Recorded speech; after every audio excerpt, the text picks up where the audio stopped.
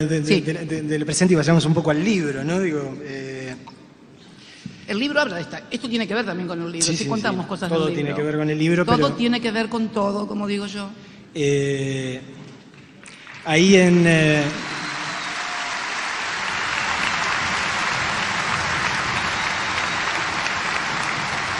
general, cuando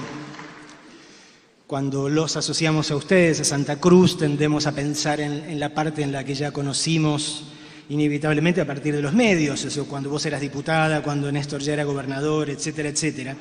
Pero el libro nos ayuda a ponernos en contacto con una parte de la historia que no teníamos tan clara, ¿no? El hecho de que hayan venido a Santa Cruz de La Plata, donde estaban estudiando y donde Néstor se estaba recibiendo y vos todavía no te habías recibido, básicamente con una mano atrás y otra adelante, escapando de ese país anormal que estaba amaneciendo en el 76, ¿no? Es increíble, sí. La verdad que, bueno, mi vida, la de mis hijos, la de mi familia, la de Néstor, están indisolublemente ligados. Yo nací en La Plata y me enamoré de él. Bueno, nos vinimos para acá. Sí, la situación en aquellos días era irrespirable, no solamente en La Plata, en todo el país, pero en los centros urbanos con mucha actividad política universitaria, como La Plata, como Córdoba, eran lugares, eran casi como blancos móviles los que había, ¿no?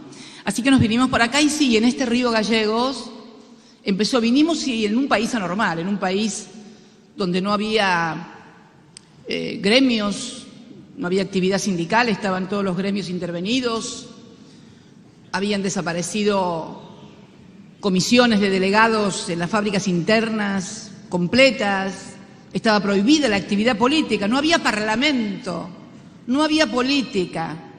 Se produjo la apertura de las importaciones, nos abrimos al mundo, como dicen. O sea, no había sindicalistas, no había políticos, y terminamos en Malvinas y con un endeudamiento feroz. Esto digo, ¿saben qué? Para que hagamos el ejercicio de los que nos quieren convencer que el problema son los sindicatos y la política. El problema siempre fue la economía, mis queridos compatriotas. Siempre, siempre. Y ahora, es cierto, y vinimos aquí en medio de una situación grave. Bueno, habíamos estado presos antes del golpe con Néstor acá, con otro compañero, querido compañero que no está más, Cacho, que quiero recordarlo porque es un viejo compañero.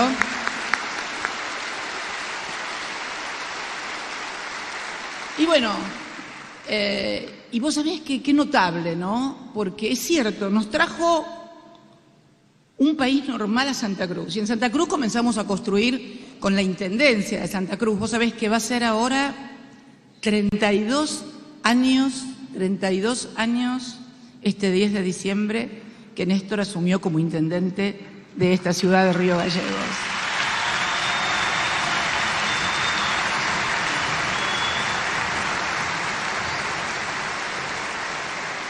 Y de acá partimos.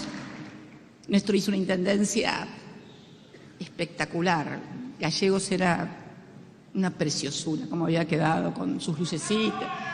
Bueno, como sus lucecitas y sus rotondas, la rotonda de Barc. Vos sabés que de la municipalidad hicimos la rotonda de Barc, la rotonda original esta que todavía es la distribuidora donde está el monumento a Malvinas. Hicimos el monumento, creo que el monumento a Malvinas que hizo Néstor como intendente en Río Gallegos debe haber sido el segundo o tercero de todo el país, porque Malvinas estaba oculta, no la querían mostrar. Y ahora tampoco. Y ese monumento hermoso que hay acá con la llama votiva, que fue objeto de concurso, hicimos un concurso para que compitieran artistas para el diseño y bueno, y está ese hermoso monumento. Recuerdo todo eso con mucho cariño, con mucha con mucha labor artesanal. Néstor era obsesivo en la municipalidad. Todos los días después de comer salía en el auto enfermamente, yo acompañándolo además, ¿viste? Así que éramos dos enfermos en todo caso, a recorrer la ciudad para ver dónde había un foco roto, dónde había un problema, y después lo llamaba al secretario de Obras Públicas y lo volvía loco. Y era una cosa muy de poder ver lo que uno hacía y disfrutarlo.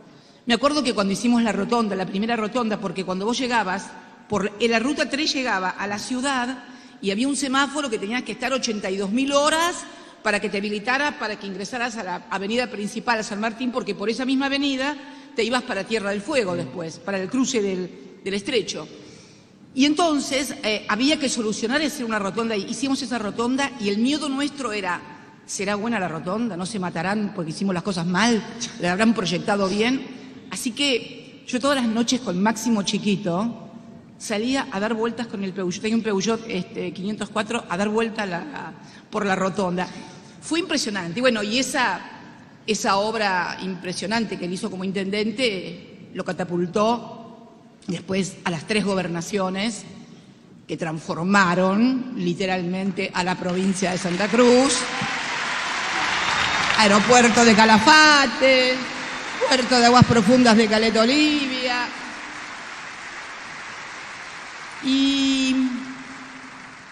Y bueno, y lo terminaron catapultando, así como de la municipalidad para la gobernación y la gobernación para la presidencia. Y ahora que lo pienso, vos me decías que un país anormal, que era el de la dictadura, donde no funcionaban las cosas, nos trajo para acá. Y ahora que lo pienso, un país también anormal lo puso de presidente. Porque, a ver, aquel país del 2001 era un país dado vuelta. Yo lo cuento también en el libro, hay una anécdota mía del libro, donde yo peleaba mucho con él porque teníamos plazos fijos, teníamos mucha plata en plazos fijos en el año 2001. Y ya nos había pasado en el año 89, si mal no recuerdo, 89-90, el famoso Plan Bonex 89. El Plan Bonex fue un plan que se hizo cuando Herman González era ministro de Economía de Menem. En realidad lo planificó Cavallo y el que puso la cara fue Herman González, esta es la verdad, donde el Estado se quedó con toda la plata de los plazos fijos de la gente porque no había plata para devolverlos, obviamente pagaban unas tasas monumentales, no se lo devolvieron y le dieron papelitos a la gente, bonos, los Bonex 89, para que algún día lo cobraran. Y nosotros, que no teníamos necesidades económicas, guardamos esos papelitos. Cuando vino el vencimiento los cobramos y ganamos muy buena plata. Pero bueno, esto había pasado en el año 89, en medio de una crisis muy grande. Alfonsín había terminado anticipadamente su gobierno, había tenido que entregar el poder, hiperinflación del 89, brutal en la intendencia la hiperinflación. Después vino en el 90 hubo otra hiper y terminó. Bueno, estábamos en el horno. La cuestión es que llega el año 2001. Néstor ya iba por su tercera gobernación. Y también siempre con los plazos fijos de vuelta. Pero yo esta vez era legisladora nacional. Y yo veía en el Parlamento que, digo, esto no va a terminar bien. Están pagando tasas los bancos monumentales. ¿De dónde va a haber plata para devolver todo este dinero? Y después hubo un proyecto de ley, que fue el proyecto de ley de intangibilidad de los depósitos, en donde había una ley que te declaraba que te iban a devolver la plata. Yo digo, nadie que te va a devolver la plata te lo dice por ley, te la devuelven y punto. Entonces empecé a hinchar a Néstor, en todo el 2001, le martillé la cabeza, ¿viste? Mirá, saquemos la plata de los plazos fijos y pongámosla afuera. Acá teníamos todos los fondos de la provincia que habíamos cobrado de las regalías hidrocarburíferas, colocadas en el exterior como salvaguarda. para que no nos pasara lo del 89. Ahora fíjate vos, el tipo había sacado, el tipo era Néstor, el tipo había sacado la plata de la provincia afuera para tenerla a resguardo, pero la de él la había dejado acá. Y yo digo, ¿pero no viste las tasas que están pagando? Me decía, y claro, pagaban unas tasas monumentales, pero no te la van a devolver. Y me dice, vos estás loca, me dice, si no devuelven esto se incendia el país, se cae todo, me dice, porque él era el que sabía economía, él, todo, bueno, dale, que bueno. Y se incendió nada más. Se incendió. Durante una semana entera le estuve diciendo, te lo dije, te lo dije, Pobre Néstor. te lo dije. Bueno, estaba, pobre, estaba muy mortificado, pero bueno, y digo esto porque el país anormal es este país de las tasas donde conviene mucho más tener un plazo fijo que invertir para producir, para comerciar o para cualquier otra cosa. ¿Y eso cuánto dura? Eso finalmente termina... ¿Y eso cómo termina? Claro. Eso termina siempre, pero aparte en nuestra propia historia no hay que ser economista, no hay que ser un gran político para poder ver eso.